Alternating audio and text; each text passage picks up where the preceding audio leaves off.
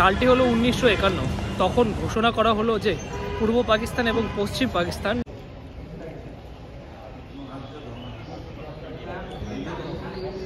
আজকের পরবর্তী গন্তব্যে চলে এসেছি আমরা ঢাকা ইউনিভার্সিটির।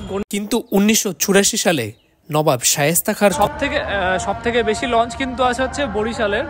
তো এই একটা আছে, এটা হচ্ছে কোথায়, পাটুয়াখালী, ঢাকা বগা এত রাস্তায় যাম, একটা রিক্সা তো পায়ের উপর দিয়ে চাকা উঠা দিল, মানে আর একটু জন্য।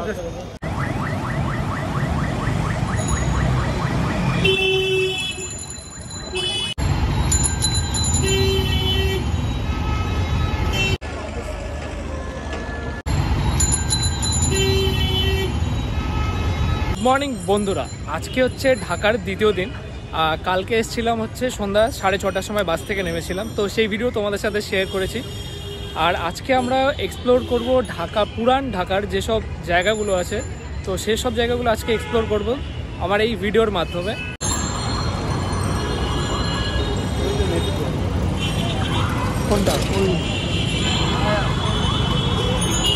এখন আমরা ধরবো রিক্সা, এখান থেকে রিক্সা ধরে মতিঝিল থেকে এখন রিক্সা নিয়ে আমরা শহীদ মিনারের দিকে যাচ্ছি।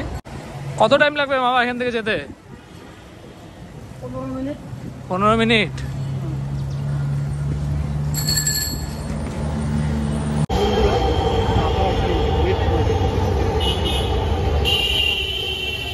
আর ঢাকা মানে এই জ্যাম, এই হচ্ছে অবস্থা ঢাকার, এই ট্রাফিক জ্যাম, বাপরে যেদিকে পাশে এই হলো অবস্থা, জ্যাম, চারিদিকে জ্যাম। রিক্সা করে মিনিট 10 পর আমরা পৌঁছে গেলাম আজকের জার্নির প্রথম গন্তব্য, কেন্দ্রীয় শহীদ মিনার। সালটি হলো 1951। তখন ঘোষণা করা হলো যে পূর্ব পাকিস্তান এবং পশ্চিম পাকিস্তান রাষ্ট্রীয় মানে ন্যাশনাল ল্যাঙ্গুয়েজ হবে হচ্ছে উর্দু। তো তারপর থেকেই কিন্তু পূর্ব পাকিস্তান মানে বর্তমান বাংলাদেশের আন্দোলন শুরু হয়ে গেল। এটাই কিন্তু ইতিহাসে ভাষা আন্দোলন নামে পরিচিত। বিশ্বের প্রত্যেকটা বাংলা বলা মানুষের কাছে এই জায়গা কিন্তু তীর্থস্থানের থেকে কোনো অংশে কম নয়। 1952 সালে ঢাকা মেডিকেল কলেজের ছাত্ররাই 21শে ফেব্রুয়ারি ভাষা আন্দোলনের শহীদের স্মৃতির উদ্দেশ্যে তৈরি করেছিল এই শহীদ মিনার।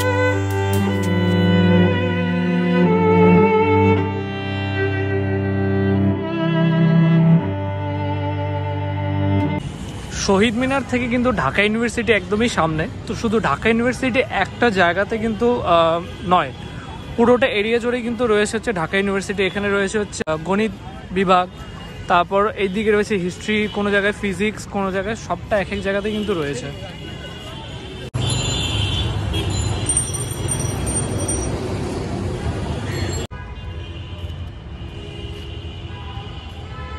আজকের পরবর্তী গন্তব্যে চলে এসেছি আমরা ঢাকা ইউনিভার্সিটির গণিত বিভাগ, পরিসংখ্যান বিভাগ মানে স্ট্যাটিস্টিক্স ডিপার্টমেন্টের এখানে।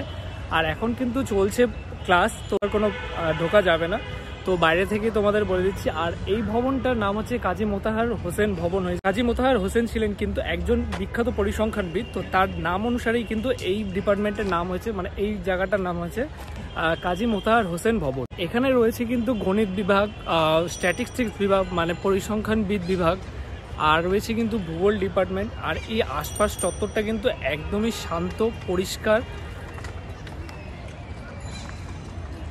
এই হলো একদম পরিষ্কার পরিচ্ছন্ন।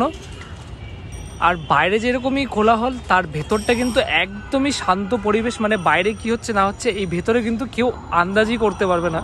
খুবই সুন্দর শান্ত পরিবেশ। ঢাকা ইউনিভার্সিটি থেকে বেরিয়ে আমরা যাচ্ছি আমাদের জার্নির পরবর্তী গন্তব্যের উদ্দেশ্যে। ঢাকা ইউনিভার্সিটি থেকে বেরিয়ে এখন আমরা যাচ্ছি হচ্ছে রমনা কালী মন্দিরে।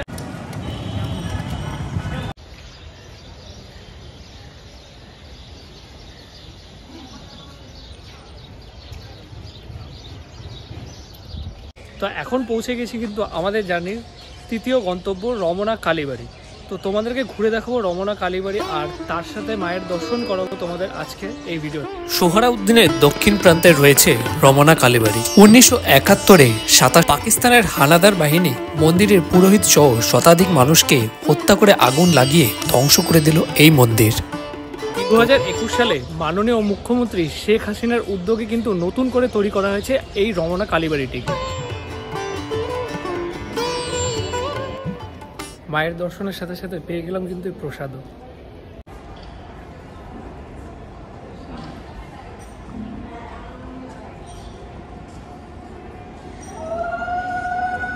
তো এখানে কিন্তু দুর্গাপুজো হয়। তো চলো, আর এখানে কিন্তু সব মূর্তিও বানানো হচ্ছে। এখানে কিন্তু আছে হচ্ছে লোকনাথ বাবার মন্দির, তারপর শ্রী আনন্দময়ী আশ্রম, আর এই জায়গায় রয়েছে হচ্ছে মা দুর্গার প্রতিমা।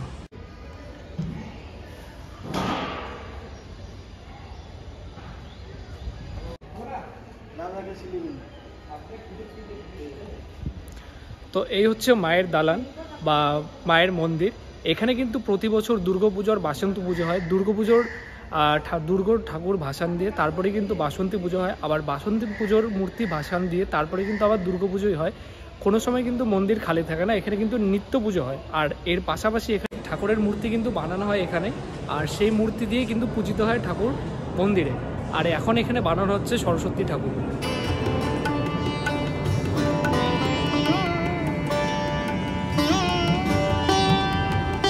তো এখানে সরস্বতী মূর্তি রয়েছে, প্লাস ওখানে আরও ওখানে রয়েছে কালী মূর্তি।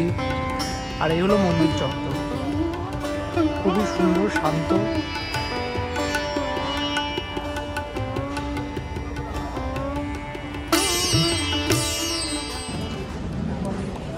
রমনা কালীবাড়ি থেকে আমরা বেরিয়ে কিন্তু চলে এসেছি এখন বইমেলাতে। মানে রমনা কালীবাড়ির পাশে এই জায়গার নাম হচ্ছে সোহরাউদ্দিন উদ্যান। বছর ফেব্রুয়ারি মাসে কিন্তু এখানে বইমেলা চলে। বইমেলা কবে থেকে চলে সেটা ঠিক জানা নেই। ফেব্রুয়ারি মাসের 1 তারিখ থেকে হয়তো 21 তারিখ অবধি চলবে। আর এখন কিন্তু কাজ চলছে, হরদমে কাজ চলছে এখানে।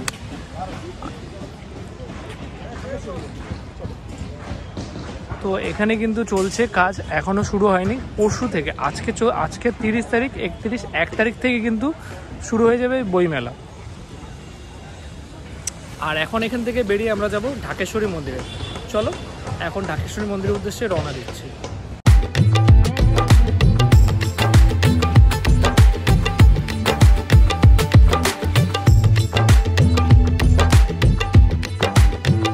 এই হলো বিআরসিটিসির বাস। তো ডবল ডেকার বাস, এটাও কিন্তু একটা দেখার জিনিস বাংলাদেশের। আর এইসব বাস হচ্ছে ঢাকা ইউনিভার্সিটির স্টুডেন্টদের জন্য বরাদ্দ। এইসব বাস, প্রচুর বাস রয়েছে, আলাদা আলাদা ডিপার্টমেন্টের আলাদা আলাদা বাস রয়েছে। আর এই বাসের নাম হচ্ছে বসন্ত। বাসের নামগুলো কিন্তু খুব সুন্দর। বসন্ত, এখানে আছে ফাল্গুনি, তারপর ওখানে রয়েছে খনিকা।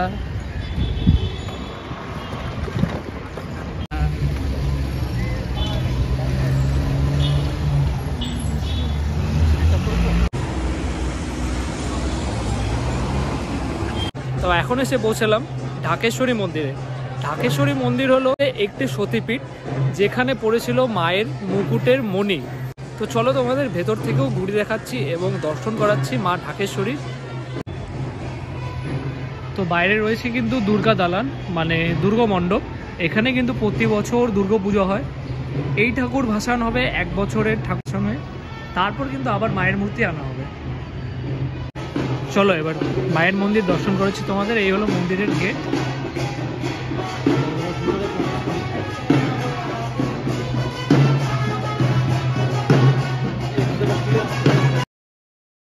অন্যতম শক্তিপীঠ এই ঢাকেশ্বরী মন্দিরে সতী মায়ের মাথার মুকুটের মণি পড়েছিল। দ্বাদশ শতকে রাজা বল্লাল সেন এই মন্দির নির্মাণ করেছিলেন। বলা হয় এই ঢাকেশ্বরী মন্দিরের নাম থেকেই নাকি ঢাকা শহরের উৎপত্তি।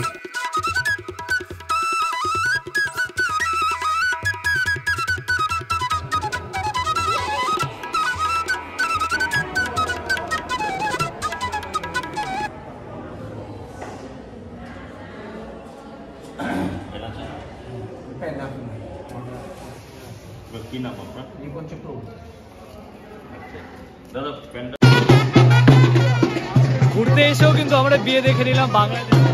এখানে কিন্তু দিনের বেলা হচ্ছে।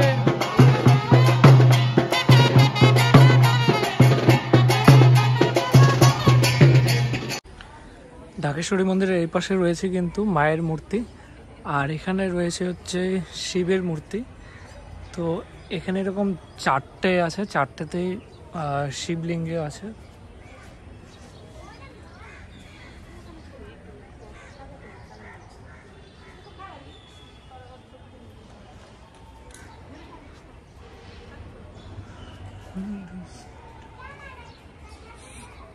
মন্দির কিন্তু সকাল 7:30 থেকে 2টো পর্যন্ত খোলা, 2টোর থেকে 4টে পর্যন্ত কিন্তু মন্দির বন্ধ থাকে, তারপরে 4টে থেকে তারপরে কিন্তু রাত্রি 8টা-9টা অবধি মন্দির খোলা আছে। তো মন্দির পরিবেশটা খুবই সুন্দর, দারুণ লাগলো। আর তোমাদের সাথে শেয়ার করলাম প্রত্যেকটা জিনিস এবং মায়ের দর্শন তোমাদেরকে করালাম আমার এই ভিডিওর মাধ্যমে ভার্চুয়ালি। তো চলো এখন এখান থেকে বেরিয়ে কিছু খেতে হবে। আরে ঢাকার এই যায় বাপরে বাপ।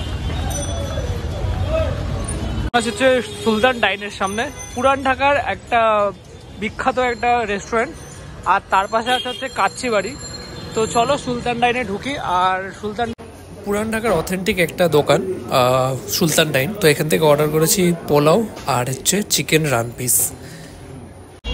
বাপরে বাপ, এত রাস্তায় জ্যাম, একটা রিক্সা তো পায়ের উপর দিয়ে চাকা উঠে দিল, মানে আর একটু মানে এই হলো ঢাকা শহর, মানে এত রাস্তার জ্যাম, এত রিক্সা, মানে হাঁটার রাস্তা পর্যন্ত পাওয়া যাচ্ছে না। লালবাগ কেল্লার প্রবেশ মূল্য বিদেশিদের জন্য 200 টাকা এবং বাংলাদেশিদের জন্য 30 টাকা। পুরান ঢাকার অন্যতম একটি নিদর্শন লালবাগ কেল্লা, যেটা কিনা 400 বছরের পুরনো মুঘল আমলের তৈরি। ইতিহাস থেকে জানা যায় সম্রাট ঔরঙ্গজেবের পুত্র সম্রাট আজম শাহ 1678 সালে দুর্গের উদ্যোগ ও নির্মাণের কাজ শুরু করেন। দুর্গের একটি মসজিদ ও দরবার হল নির্মাণের পর আজম শাহ দিল্লিতে চলে যান। 1 বছর পর তৎকালীন সুবেদার নবাব শায়েস্তা খাঁ সেই নির্মাণ কাজ পুনরায় চালু করেন। কিন্তু 1984 সালে নবাব শায়েস্তা খাঁর কন্যা পরিবিবির মৃত্যুর পর শায়েস্তা খাঁ দুর্গটিকে অপয়া বলে মনে করেন এবং অসমাপ্ত অবস্থায় এই নির্মাণ কাজ বন্ধ করে দেন। পরিবিবিকে মসজিদ ও দরবার হলের মাঝখানে সমাহিত করা হয়। লালবাগ কেল্লা বলতে যে ছবিটি সবার কাছে পরিচিত, এটি মূলত পরিবিবির সেই সমাধিস্থল। মুঘল আমল সমাপ্ত হওয়ার পর দুর্গটি পরিত্যক্ত অবস্থায় রয়ে যায়। 1844 সালে এলাকাটি ঔরঙ্গাবাদের বদলে লালবাগ কেল্লা নামে পরিচিত হয়। এখন উপরের দিকে উঠছি, এখন উপর থেকে নিচের পুরো ভিউটা তোমাদেরকে দেখাচ্ছি। পুরো এরিয়াটা কিন্তু দেখা যায় এখান থেকে লালবাগ কেল্লা।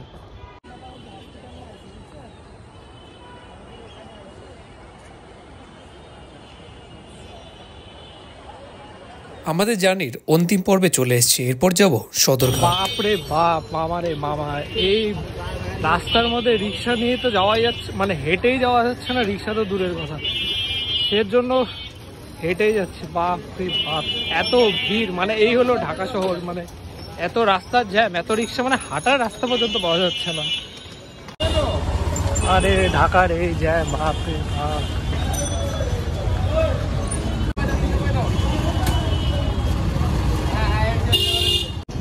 তো ঘুরতে ঘুরতে চলে আসলাম কিন্তু সদরঘাটে। সদরঘাটে ঢোকার জন্য কিন্তু 10 টাকার টিকিট কাটতে লাগবে। তো প্রচুর লঞ্চ দাঁড়িয়ে আছে, লঞ্চগুলো এক একটা দেখতে গিয়ে একদম দারুণ দারুণ লঞ্চ।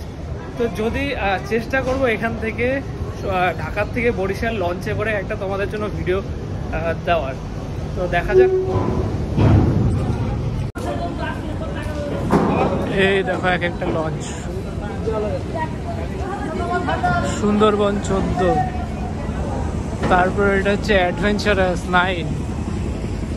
প্রচুর প্রচুর এখানে কিন্তু প্রচুর, মানে এখান থেকে ঢাকা থেকে বরিশাল, তারপর ঢাকা থেকে কুয়াকাটা, এখান থেকে ঢাকা থেকে বরিশাল, তারপর কুয়াকাটা, কিন্তু সব জায়গায় যাওয়া যায়। কিন্তু আগে যেরকম একটা মানে এটা ছাড়া কোনো উপায় ছিল না। এখন কিন্তু পদ্মা সেতু হওয়ার পর থেকে মানে প্যাসেঞ্জার অনেক কমে গেছে, তো খুব সংখ্যক প্যাসেঞ্জার এখান থেকে যায় না, যেহেতু পদ্মা নদী হয়ে গেছে। তো সেখান থেকেই সবাই মানে নদী ব্রিজ হয়েই যায়। তো আগের মতন ক্রেজ একদমই নেই, আর এখন কিন্তু একদমই ফাঁকা ফাঁকা। মানে সব থেকে বেশি লঞ্চ কিন্তু আছে হচ্ছে বরিশালের। তো এই একটা আছে, এটা হচ্ছে কোথায়, পাটুয়াখালী, ঢাকা বগা পাটুয়াখালী। আর সুন্দর, এইখান থেকে কিন্তু নৌকা করেও ঘাট পার হওয়া যায়। তো ওই হচ্ছে এটা হচ্ছে বুড়িগঙ্গা নদী, আর ওখানে কিন্তু হচ্ছে যানবাহনে মানে গাড়ি চলাচলের ব্রিজ। আর এই নিচ দিক দিয়ে কিন্তু মানে নদী পার হওয়ার জন্য কিন্তু নৌকাও আছে, মানে নৌকা না কি বোট কি বলে এগুলোকে। এ দেখো প্রচুর আছে, প্রচুর। এই দেখো,